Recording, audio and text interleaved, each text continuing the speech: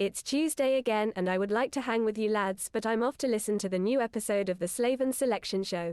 Play now or stay in dark forever.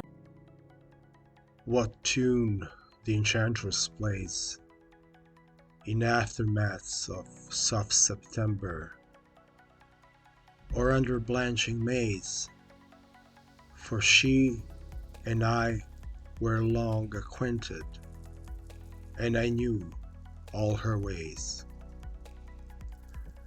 This was Tell Me Not Here by A. Houseman. If this is not your thing, then well, I'm sure Robert Smith and his The Last Day of Summer could put you in the right mood. Nothing like pumpkin starschmucks latte, oh no, please, no. To me, it's more like the Boys of Summer and Crow vibes put together. But the fall, or autumn if you wish, is beautiful here in the Great White North. Autumn should be actually copyrighted by Canadian government. Well, here where I am, it's simple. Toronto has 2 seasons, 10 months of slush and 2 months of steam. In between, we have very short periods of pure bliss, couple of days in the so-called spring, and few more in the fall. I wouldn't complain if we could live in perpetual October, but hey, it is what it is. Time flies. The winter is coming. So, now you have to decide, either join the night watch or relocate to the Caribbeans. The name Equinoxe is derived from the Latin word equus and nox, night. At the equinox, days and nights are supposed to be the same length for everyone on the planet. And that is true, they're both equal. Well, if we speak about a pastime, then there are a couple of things that we have to mention. The Druids in England and the Maya in Central America have long observed the change of seasons, heralding its arrival as an indication of the harvest season, and even erecting monuments such as Kukulkan, where a snake-shaped shadow crawls down the side walls of stone steps on only 2 equinox days.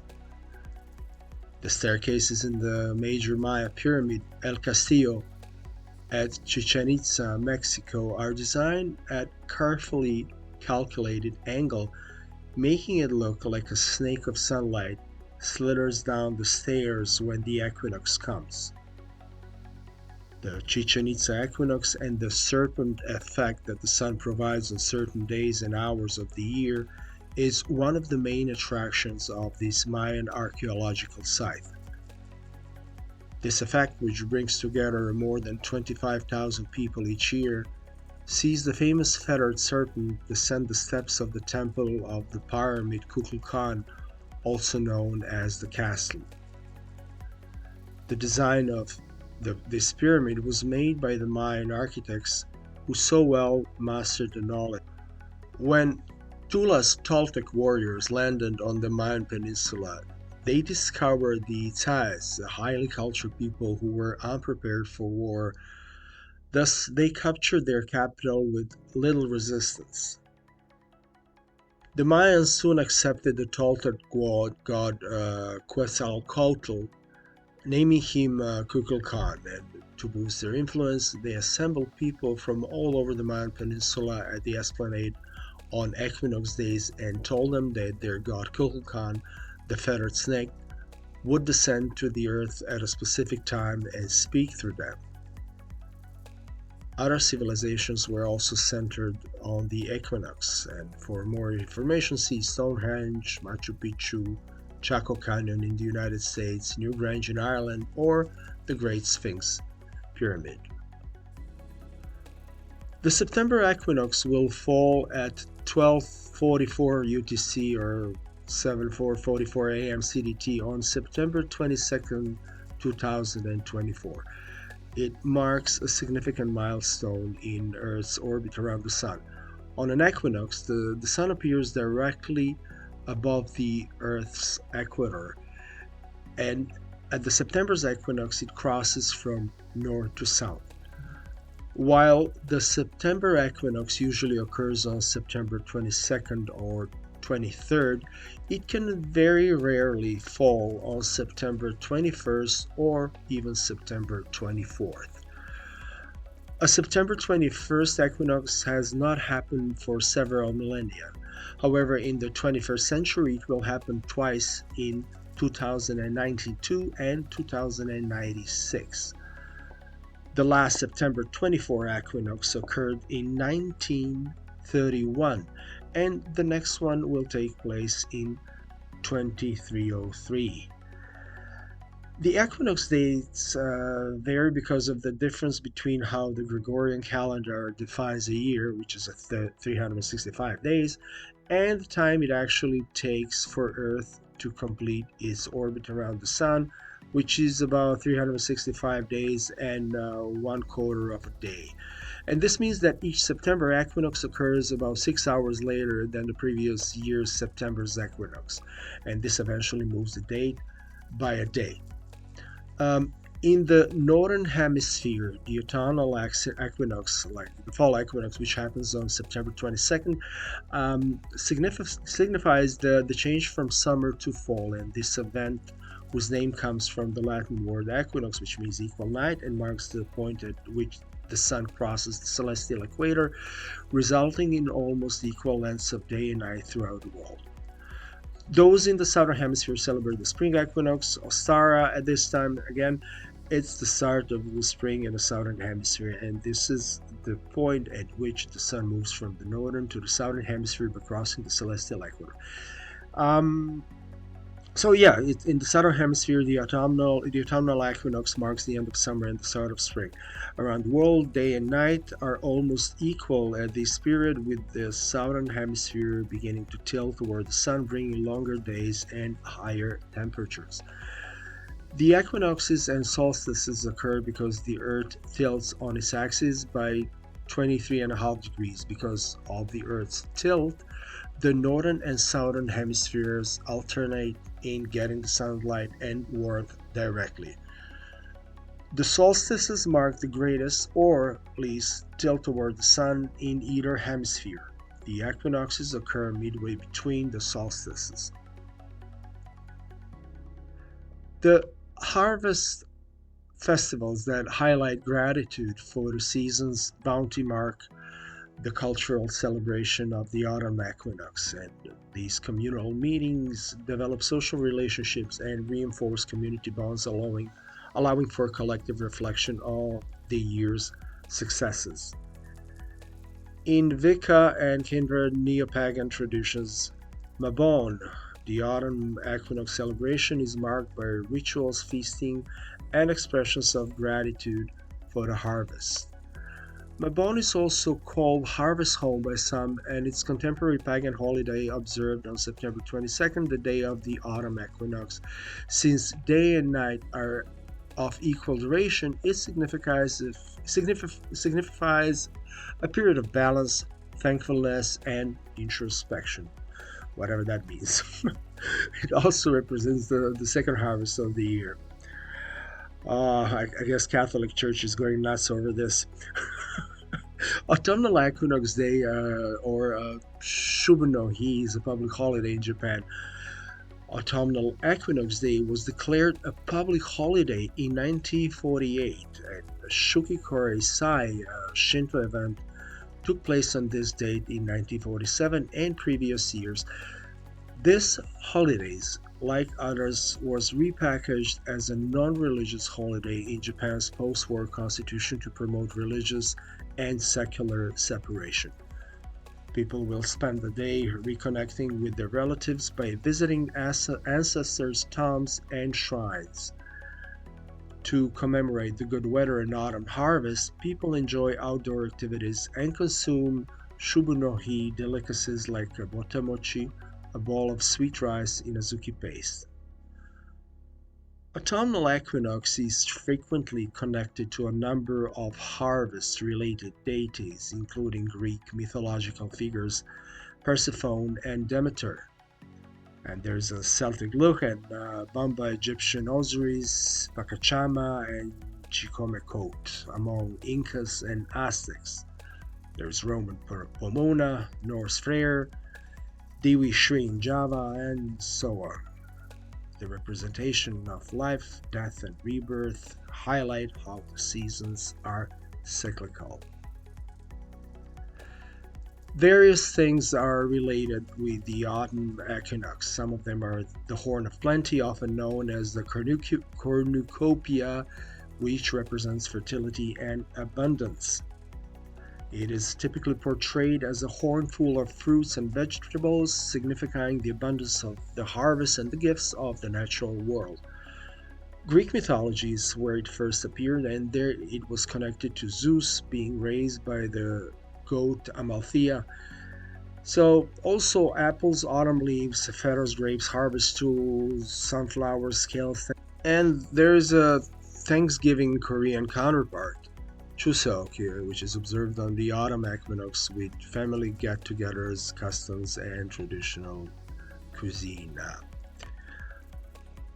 Well, this change in the amount of light signals to animals, plants, and and people that the seasons are changing. For some organisms that live at high latitudes, it can have a significant impact on their biology, notably on reproduction, which must be properly planned.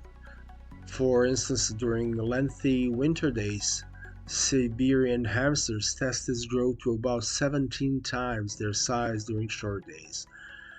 And there is evidence that songbirds living near artificial light start singing to attract mates and laying eggs sooner in the spring than their counterparts in regions where it is dark at night. According to Live Science website, the Earth's multiple motions spinning on its axis and orbiting the Sun are responsible for everything from day and night to seasonal changes. The Earth axis is tilted at 23.5 degrees, causing the northern hemisphere to point more directly at the Sun half of the year and the southern hemisphere the other half. In the northern hemisphere, days reach their maximum and minimum durations during the solstices, which occur when the top half of the globe faces straight toward, which is summer solstice, or away from winter solstice, the sun. Meanwhile, the days and nights are about equal between the two equinoxes. Humans are not thought to be particularly seasonal, but there are exceptions, said Iggy Promenso, a circadian biologist at the University of Virginia. There is evidence of seasonal peaks in suicide which occur more frequently in the summer, as well as birth rates which peak in the spring and the summer. Many people's moods and behaviors alter as the daylight hours shorten and the night gets longer. The change to autumn can elicit sentiments of nostalgia and introspection, causing people to reconsider their goals and priorities. Well, I guess that's why we have tanning studios. Like, you go there, get some, artificial sun. Well, this period is frequently connected with reflection as the natural world falls into a state of dormancy, prompting similar behaviors in humans. The autumn equinox is associated with a variety of health consequences. Some people might experience physical symptoms like a cold or digestive problems, which might be viewed as the body's attempt to release toxins accumulated during the more active summer months. Embracing rather than ignoring these symptoms will help you make a better transition into winter. Well, there are only 2 times of the year when the Earth's axis is not tilted toward or away from the Sun, resulting in a so-called nearly equal quantity of daylight and darkness at all latitudes.